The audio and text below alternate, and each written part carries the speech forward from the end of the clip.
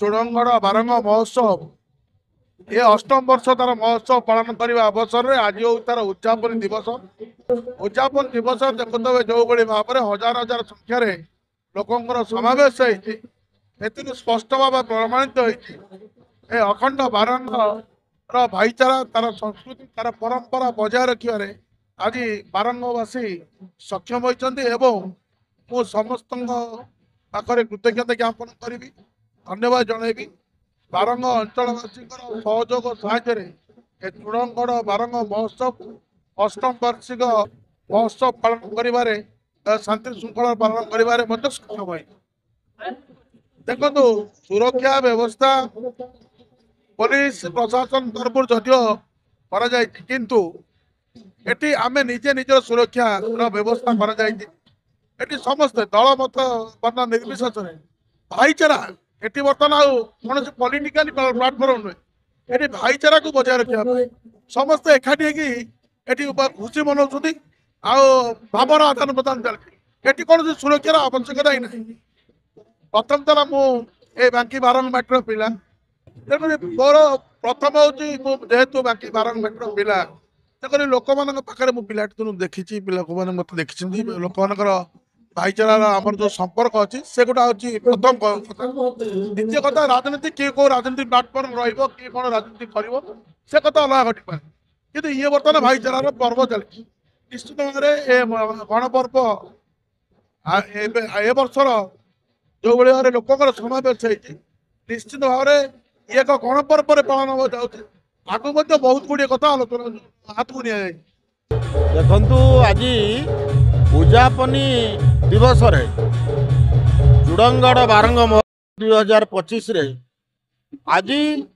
भारत वर्षर यशस्वी प्रधानमंत्री आह्वान क्रमे 150 वर्ष स्फूर्ति उपलक्षे सामूहिक वंदे मातरम गान करागला एवं आज एटी तमाम जनता जहाँ मौजूद थिले समस्त मध्य वंदे मातरम गान रे बहु उल्लसित होती आगामी दिन पर ये बारंग चूड़ंगड़ महोत्सव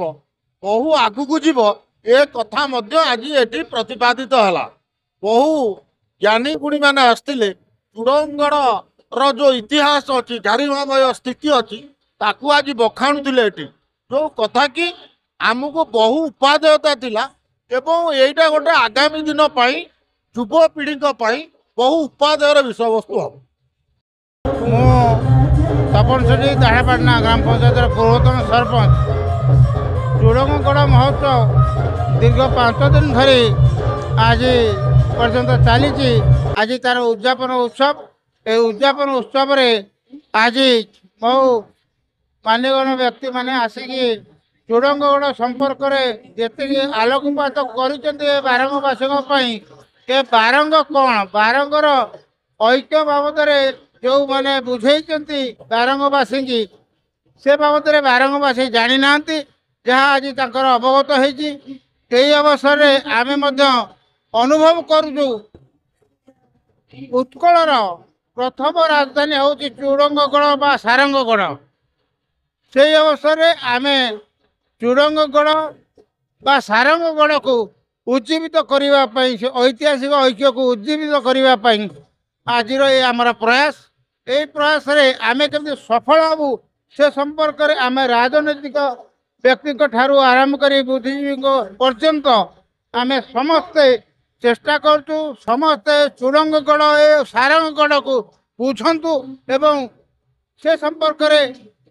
सारा भारत वर्ष रे आलोचना हाउ केमती बारंग एक ऐतिहासिक गढ़ जहाँ आज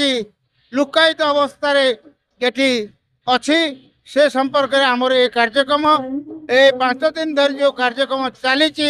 से कार्यक्रम आम समस्त को आलोकपात करूँ एवं आगामी दिन में दीर्घ 8 वर्ष धरी जो आलोकपात कर आगामी दिन में आहरी अनेक जिनस ए चूड़ंगगढ़ संपर्क में आलोचना हम ए चूड़ंगगढ़ को पुनरुद्धार करने आमर जो प्रयास चली आम कमिटर सभापति तुषारकांत चक्रवर्ती बुलू भाई जो आलोचना को नहीं जो मंच या मंच रे आमे समस्त सामिल अच्छु से मंच को आमे त्वरान्वित करी ଚୁଡ଼ଙ୍ଗଗଡ଼କୁ କେମିତି ସାରା ଭାରତ ବର୍ଷରେ ଲୋକଲୋଚନକୁ ଆଣିବୁ ସେ ଆମର ହେଉଛି ପ୍ରୟାସ।